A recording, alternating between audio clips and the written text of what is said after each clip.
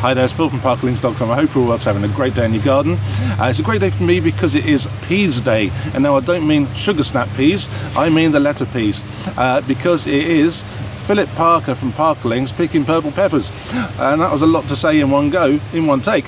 But I just wanted to show you what we got. We're doing really well. We got 6 purple pepper plants that we've picked up from Menards a while back. And they've grown really well. We got them as little things like that. And they are now big.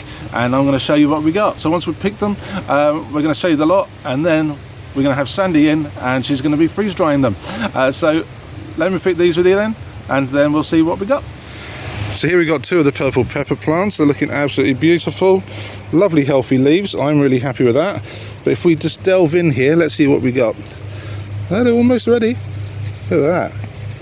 I'd say it's pretty much ready to. Oh yeah, that looks good. A little on the small side, but if we take that, it's just, oh yeah, that comes off really easy. That little snap you heard was actually the leaf as I accidentally touched it. But yeah, look at the purple on that. That is beautiful. So you gotta take that out of the shadow.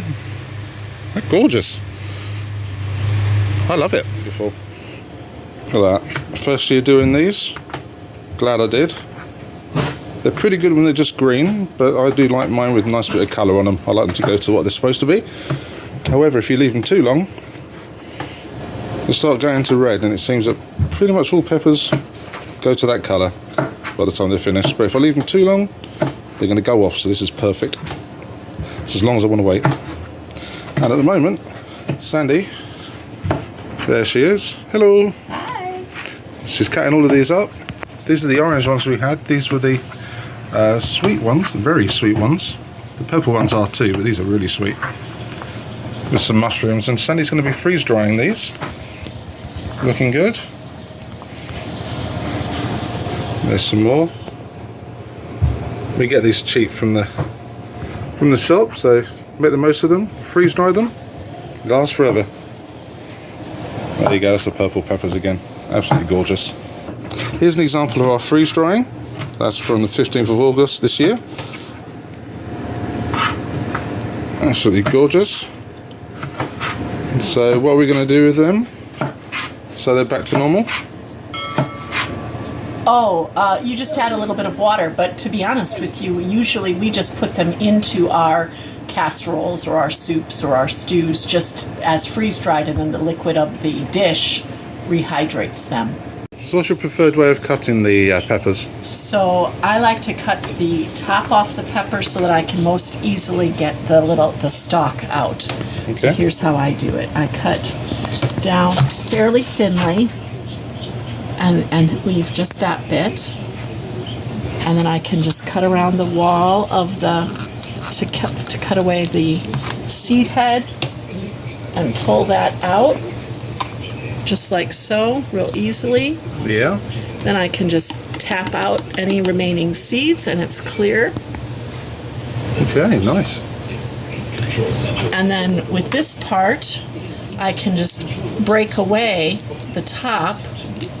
Oops, I can just break away the top to be able to easily take off the stalk. Simple. And then I can just slice it as I need to. And this is a beautiful pepper if you were going to do stuffed peppers.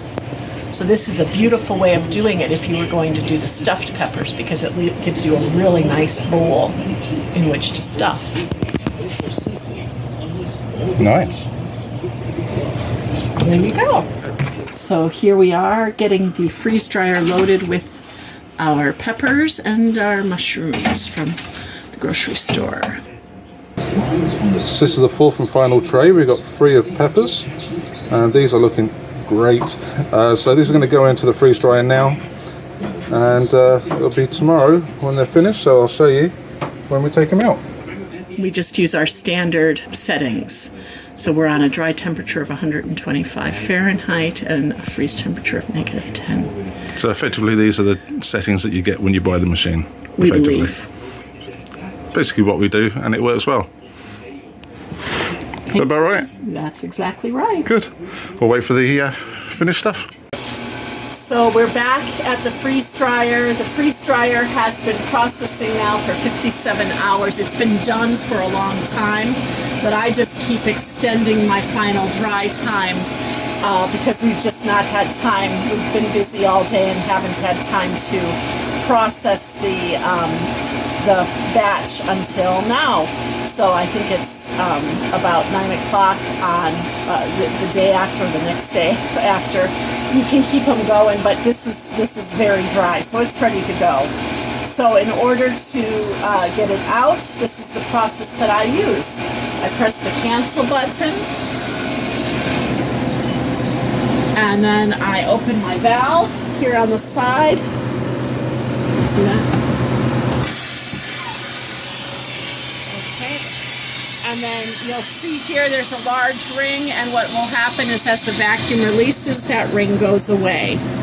So now that ring is nearly gone, and I can open my freeze dryer. And here are the finished peppers, and you can see that they are very dry. And so we'll take those now over to get them bagged up. So that'll be the next step. While I'm here, I'm just going to press no defrost, because that's what I always do. I just let the machine defrost naturally. It stops, and now I'll be able to, I will just turn it off and let it defrost overnight so that then I can start a new freeze dryer batch in the morning.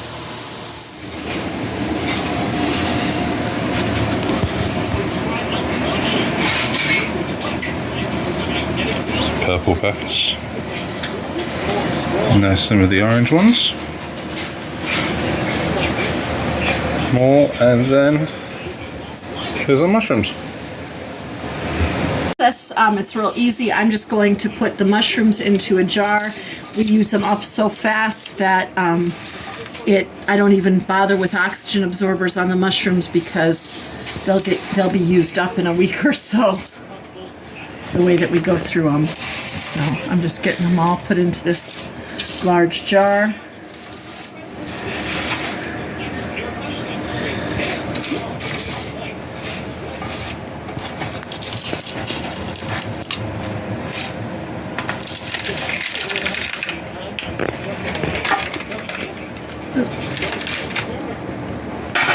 There is a bit of an art to getting the stuff into the jar. As you can see, it's so nice and dry and fine. It's wonderful.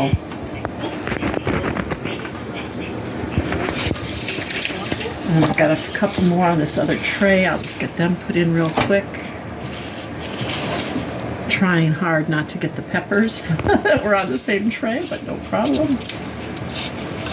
And obviously we do not sell our goods, so I'm not wearing gloves because it's just I washed my hands before I started, and this is just our family that eats this stuff.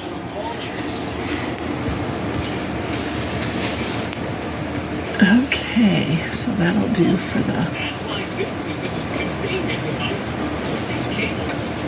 and for this one, I just use the lid, and that's our mushrooms all ready to go. That just goes on the shelf, and we'll get that used up. The next thing I'm going to do is I am going to put these orange peppers that are from our garden also into a jar. They're very sweet. I've tried very one. Sweet. I have nibbled. It's amazing. Boy, that could almost be a snack. It's so sweet. Oh, wow. So I'm just getting these put into this jar. It's like 4 times as much flavour as a normal pepper.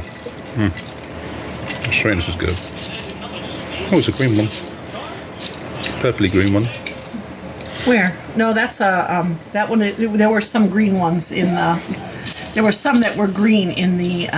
Okay. On some of the pepper, this variety of right. peppers were green. Now I've gotten some purples in here because I did have some purples on the tray.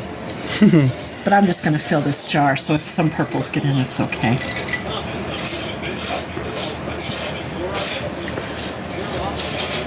I can usually fit in a quart jar 1 tray of peppers, and I just break them up, because I've julienne them fairly big for the freeze dryer, and so I just usually break them up as I put them in, just so that I can fit the whole tray into the quart jar.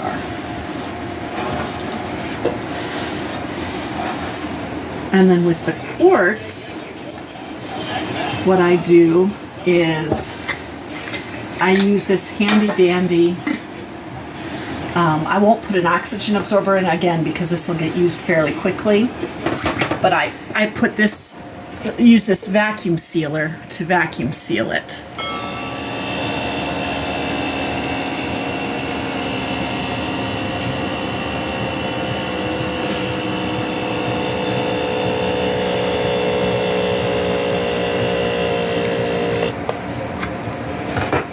And what happens then is that it has created a seal, and so I don't have it's just automatically created the seal on the jar. As if it's never been opened before.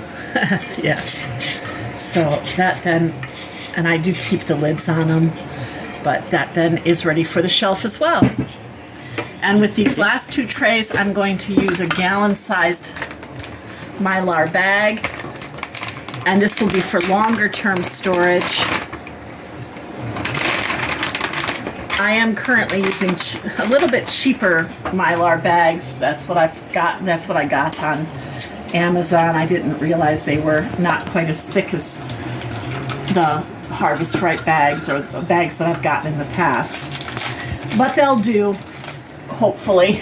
They won't have any little holes in them or anything. I've been using them for a couple weeks and I haven't noticed any problems per se, but I am putting in extra oxygen absorbers, so I'll put in all three of these oxygen absorbers into the package. These are, I think, 400cc absorbers. I'll get them all put in, and then I just get the tray. And this is why I use gallon size, because I can fit the entire tray in and just very quickly and easily dump in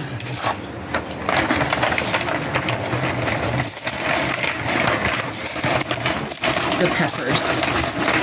And with this stuff, I can fit both trays of peppers into the one bag.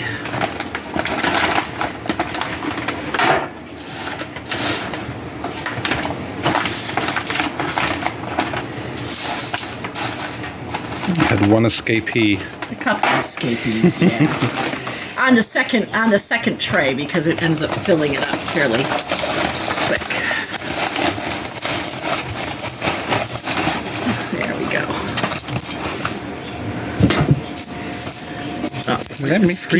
I'll get my escapees put in there.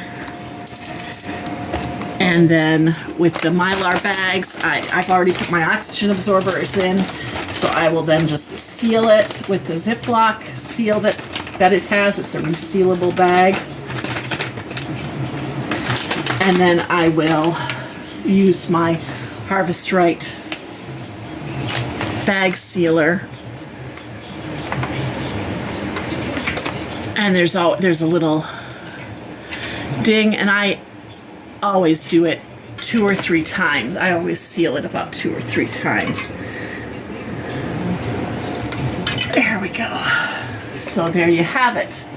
Then the last step is simply to label, because you don't know what's in the bag, since it's Mylar, and I've got hundreds of these Mylar bags around the house.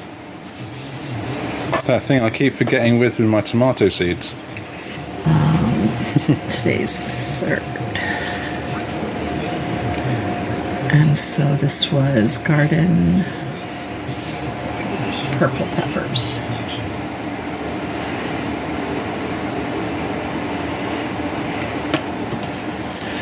So then my tag goes on, and that is ready for the pile of freeze-dried food. There you go. Excellent. 9th of March 24. Ha ha ha. No, it's September 3rd. Okay. So I hope that you've appreciated this quick video showing how we freeze dry our garden harvest. If you like this video, let us know in the comments so that we can make more freeze dry videos for you. Thanks so much. Bye-bye. Take care. God bless.